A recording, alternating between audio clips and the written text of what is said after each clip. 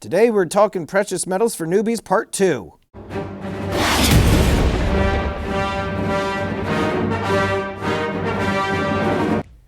Greetings, Star Wars Stackers. How you doing? I'm the Stacking Stormtrooper. If you're new to the channel, I'm a guy in a bucket talking about precious metals, so make sure you hit the subscribe button, get the bell notification clicked, and that way you get updated with any new content.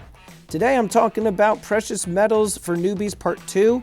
In particular, I'll be talking about what to stack, what silver to buy, what gold to buy, what's the difference between rounds, coins, bars, etc. So I've got a couple different examples laid out that I'm going to show you guys and walk you through everything, and hopefully this will clear up any confusion. So when it comes to stacking, there are so many options. It is very overwhelming, especially if you are brand new to the hobby and way of life. Basically, I've got a bunch of different examples laid out here for you guys to take a look and see what I do. I'm not telling you that this is the right way to stack precious metals. This is just my preference, but I'm going to kind of go through each thing here and kind of explain my thinking behind each item and kind of give you my thoughts on what maybe you guys should do if you are either new to stacking or looking to change things up. But basically, when you get into stacking, you're going to hear things like coins and rounds and bars and hand-poured silver, 3/9 fine silver, 4/9 fine silver, sterling silver, and it's going to be very overwhelming. And so I have some examples here of each, and I think that each type of metal and poured item or constitutional silver, whatever, each thing has a purpose in somebody's stack. They all have different price points, they have different premiums, and that's kind of what makes the whole stacking hobby such a fun and rewarding thing, because there's something in it for everybody. I'm going to start over here from the left-hand side and kind of make my way around to the right. Basically, when you first get into stacking, I usually tell my friends that you should always pick up some American Silver Eagles. This tube is full of American Silver Eagles. I've got many more laying around. I've done videos of American Silver Eagles, and a mistake that I made by putting them all in tubes. No need to do that with capsules. No need to do that whatsoever. Here's an American Silver Eagle just in a baggie, for those of you that are brand new. These kind of go for about $2.50 to $3 over spot on average. You can get them from any bullion dealer. You could get them from just about any local coin shop.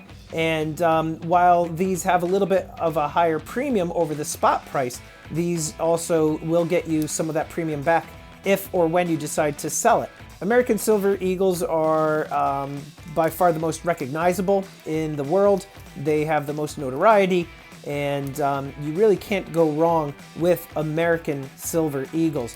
I think that these should be the basis of anybody's silver stack, and definitely want to start picking up some American Silver Eagles anytime you are able to buy some silver.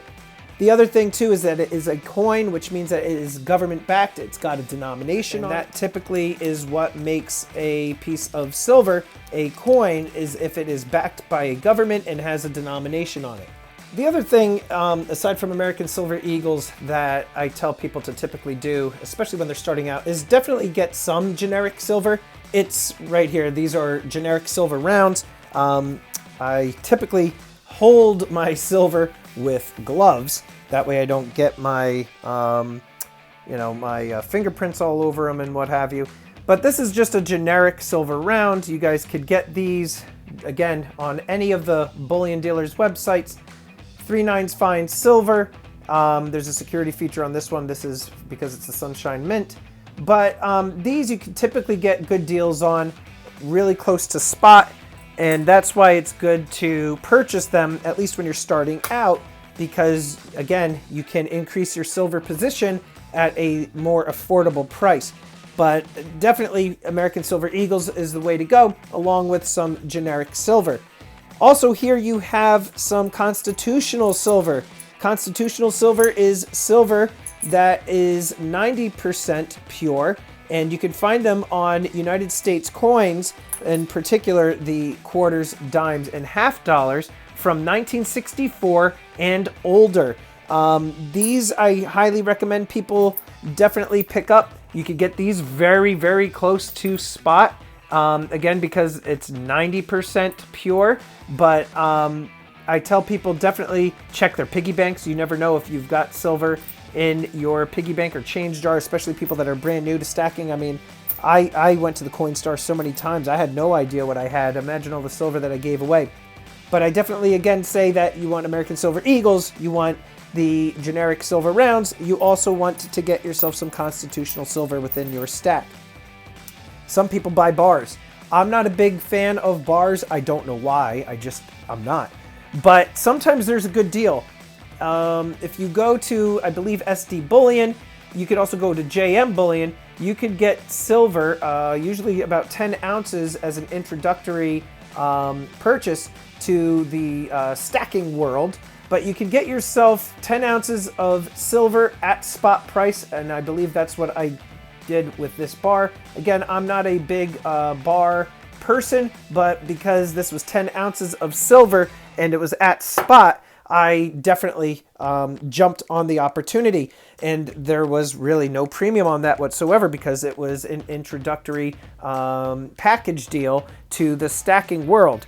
If anytime you can get a deal on silver and it's really low or close to spot, I definitely recommend that you jump on it. Here I have some poured pieces. Poured silver, guys, is usually done by artists within the community. They definitely are a valued group within the stacking community. They can make all sorts of things. Like this is a Medusa head. I featured on some of my auctions. I had a Silver Dragons Millennium Falcon. I also had a Stormtrooper helmet that was on there from Bear off of Instagram. I do have some other Stormtrooper helmets that are in my collection, one from Pit Bullion, another from Scully's Corner, but these are more expensive because you are paying for the art. You're not necessarily paying for the silver content. I mean, that definitely plays a role in it, but you are paying for the art, okay? So me being a stacker, although lately I have been kind of getting into more higher premium items, which I'm going to get to in a minute, I still don't really buy a lot of poured items unless something really, really catches my eye, like, for example, this item. Okay, this is a 5-ounce poured silver round. This is done by Monarch Precious Metals. I featured this not too long ago. This is the Baby Dragons versus Vikings series. This is the second release. The reason I purchased this, even though it's got a higher premium, it's just because it's just so beautiful. So the level of detail and the subject matter, I thought it was outstanding, so I had to pick it up. But that is something that you can certainly contemplate on getting if it's within your budget.